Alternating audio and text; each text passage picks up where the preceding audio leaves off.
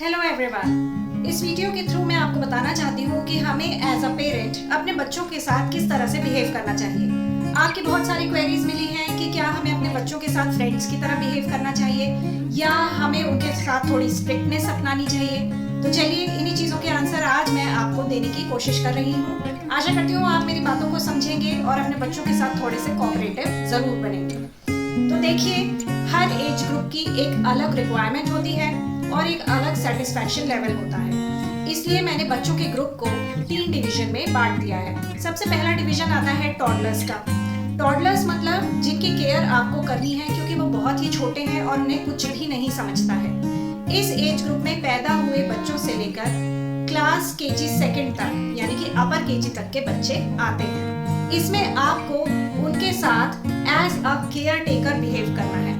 आप पेरेंट तो हैं ही, लेकिन अपने आप को आप एक केयर टेकर समझें और अपने बच्चों की बहुत ही अच्छी तरह से देखरेख करिए, क्योंकि यह वह एज पीरियड है जो सबसे ज्यादा केयर मांगता है। तो आप प्यार तो करेंगे ही, आप पेरेंट हैं, साथ ही केयर पे बहुत ज्यादा ध्यान दीजिए अपने बच्चे की। सेकेंड एज ग्रुप की तरफ बढ़ते हैं। सेकेंड एज ग्रुप है आपका क्लास 1 से लेके क्लास 7 तक। इसके बच्चों के साथ आपको एज अ मेंटोर बिहेव करना है। एज अ मेंटोर इसलिए बिहेव करना है क्योंकि साइंटिफिकली प्रूवन है कि इस एज ग्रुप के बच्चे बहुत ही अच्छा ऑब्जर्वेशन रखते हैं और इनकी ग्रास्पिंग पावर बहुत अच्छी होती है। ये चीजों को बहुत जल्दी जल्दी ग्रास्प करते हैं, सीखते हैं और उन्हें अपने दिमाग में स्टोर करते जाते हैं, मेमोरी बनाते हैं बहुत अच्छे तरीके से। ये साइंटिफिकली प्रूवन है क्योंकि ये ग्रोइंग एज है।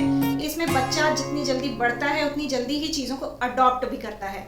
तो इस ग्रुप के बच्चों के साथ आपको एज अ मेंटोर बिहेव करना है, क्योंकि आप जैसा उनको मेंटोर करेंगे, जैसा बोलेंगे, वो आपकी बात सुनेंगे और आपकी बातों पे ध्यान देंगे, ऑब्जर्व करेंगे, वही आदतें पिक करेंगे जो उनके सराउंडिंग में है।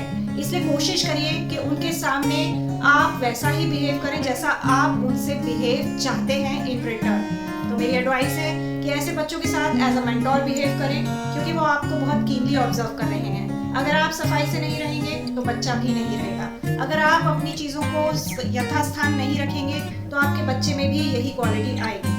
और साथ ही चूंकि आप मेंटोर हैं तो आपको उसके सामने एक सिद्धांत पेश करना होगा कि इस काम को इसी तरीके से किया जाना चाहिए, या डिसिप्लिन लाइफ अपनी उसको शोकास करनी है ताकि वह भी डिसिप्लिन लाइफ की तरफ ही एंगेजमेंट या रुझान दिखाए। बहुत सी अच्छी स्किल्स अगर आप अपने बच्चे में देखना चाहते हैं तो इस स्किल्स की तरफ भी आपको फोकस करना होगा। आपकी ड्यूटी है कि उसका ध्यान आप किस तरह से इस फील्ड की तरफ आकर्षित कर सकते हैं। अगर आपको म्यूजिक में इंटरेस्ट है और अगर नहीं भी है और आप चाहते हैं कि आपका बच्चा म्यूजिक की फील्ड में जाए, कुछ क्रिएटिव करे, तब बीइंग अ मेंटोर आपका उसका ध्यान उस तरफ केंद्रित करना होगा, यह आपकी जिम्मेदारी हो जाती है। नेक्स्ट एज ग्रुप आता है क्लास 8 से क्लास 12 तक का। इस एज ग्रुप के बच्चों के साथ आपको एज अ फ्रेंड बिहेव करना है, क्योंकि यह वह एज ग्रुप है जब टीन एज स्टार्ट हो जाती है। जब टीन एज स्टार्ट हो जाती है तो बच्चा रिबेल करने के मूड में होता है, क्योंकि हार्मोनल रश होता है, वह किसी भी चीज को आसानी से नहीं मानता है। इसलिए आपको फ्रेंड की तरह उसे गाइड करना है, हमेशा एग्जाम्पल्स देके उसको सही राह पर लेकर आना है। कभी भी बच्चों को डायरेक्ट किसी चीज के लिए ब्लेम मत करिए, डायरेक्ट किसी भी चीज के लिए ना नहीं बोलिए, लेकिन बीइंग अ फ्रेंड आप उसको गाइड करते जाइए। वो कभी भी इस बात का बुरा नहीं मानेगा। आप बच्चे के साथ बहुत कोऑपरेटिव बन जाइए, क्योंकि अब वो जमाना नहीं है कि आप बच्चों को अपना एंगर शो कर सकें या फिर गुस्सा दिखाकर उसको कंट्रोल कर सकें। बिल्कुल भी नहीं, जमाने की तो बात है ही नहीं, ये तरीका भी गलत होता है। बच्चे को कूल माइंडेडली हैंडल करिए। इस समय बच्चे आपको बहुत उल्टा सीधा जवाब देते हैं। इस एज ग्रुप के बच्चों के पेरेंट्स की कंप्लेंट होती है कि बच्चा बहुत डिसरिस्पेक्ट करता है, उल्टे सीधे जवाब देता है। तो मैं उनसे यही कहना चाहूंगी कि आपको पेशेंट बनना पड़ेगा, यानी आपको थोड़ा सा पेशेंस दिखाना होगा, थोड़ा सा धैर्य रखना होगा, क्योंकि हार्मोनल रश की वजह से वो अपने इमोशंस को काबू नहीं कर पाते हैं। रोक टोक करने पे या बातचीत करने में थोड़े से उग्र हो जाते हैं। उस समय आप पेशेंस दिखाइए।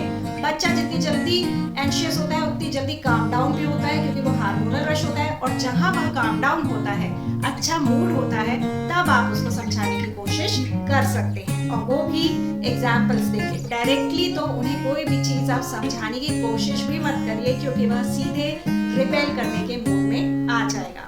तो यह चीजें जो मैंने आपको बताई हैं, अगर आप इन टिप्स पर ध्यान देंगे तो आपकी प्रॉब्लम कुछ हद तक सॉल्व होगी। अगर मेरा वीडियो पसंद आया हो तो मेरे चैनल को लाइक, शेयर व सब्सक्राइब जरूर करिए। अगर आपकी और भी कोई क्वेरीज हैं as a parent, being parent, अपने बच्चों को लेकर, तो आप मुझसे पूछ सकते हैं।